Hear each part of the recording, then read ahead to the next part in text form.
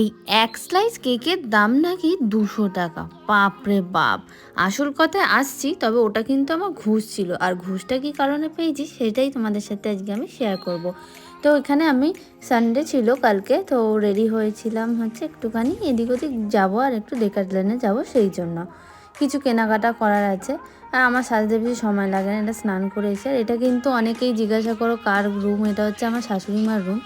কিন্তু প্রত্যেকটা কোণা আমারই, আমার যখন যেখানে দরকার পড়ে আমি সেখানেই সাজি। নিজের ঘরে ড্রেসিং টেবিল থাকতেও আমি শাশুড়ি মার ঘরে গিয়েই সাজি বরাবর। এই কারণেই হচ্ছে আমার ঘুষটা নেওয়া। দেখো, ও হচ্ছে সকাল থেকে শুয়েছিল, ওর মনেই নেই যে ওর মানে বাইকের পলিউশন শেষ হয়ে গেছে। তো সেইটা করার জন্য আবার ওকে ব্যাক করে যেতে হয়, এবং প্রায় 5টা গাড়ির পরে লাইন দিয়ে দাঁড়িয়ে আধ ঘন্টা সময় আমাদের ওখানেই লস হয়ে যায়।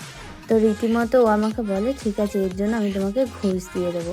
তো ওই ঘুষের জন্যই কিন্তু আমি ওই কেকটা ফ্লোরিস থেকে খেয়েছিলাম সিসি2-তে। ফার্স্টে চলে গেছিলাম হচ্ছে আমরা ডেকাথলনে, ওখানে কিছু জিনিস নেওয়ার ছিল, তো সেটা নিয়েছি। তারপর ওখান থেকে ফেরার পথে আমরা সিসি2-তে যাই। সিসি2-তে গিয়েই হচ্ছে আমার ঘুষটা খাওয়ার সময় হয়েছিল।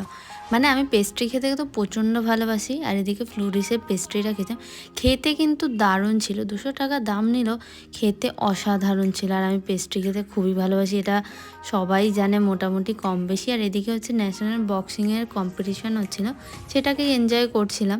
আর বাকিটা কিন্তু নেক্সট পার্টে আসছে, যে বাকি কী খেয়েছি বা কী করেছি। এখন দেখা হচ্ছে নেক্সট ব্লগে। আপাতত টাটা। আর তোমরা প্লিজ একটুখানি লাইক, শেয়ার আর সাবস্ক্রাইব করে দিও চ্যানেলটাকে, আর একটুখানি এগোতে সাহায্য করো। বাকিটা আমি নেক্সট পার্টে নিয়ে আসছি।